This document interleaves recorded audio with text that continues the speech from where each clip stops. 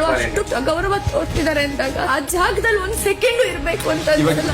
ಗೌರವನ ಪಡ್ಕೊಬೇಕು ಮೇಡಮ್, ಕೊಡಲ್ಲ ಯಾರು, ಪಡ್ಕೊಬೇಕು.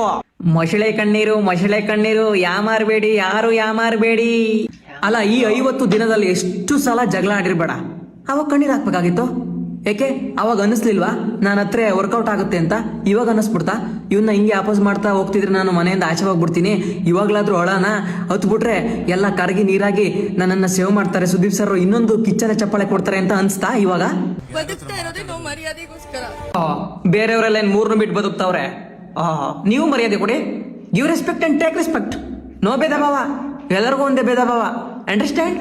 ಏನಾದ್ರೂ ಆ ಅಮ್ಮನ್ ಕಣ್ಣೀರಿಗೆ ಬಿಗ್ ಬಾಸ್ ಆಗ್ಲಿ ಇಲ್ಲ ಸುದೀಪ್ ಸರ್ ಆಗ್ಲಿ ಆ ಅಮ್ಮನ್ ಪರ ಮಾತಾಡ್ಬಿಟ್ರೆ ನಿಮ್ಮಂಥ ಮೂರ್ಖರು ಬೇರೆ ಯಾರು ಇಲ್ಲ.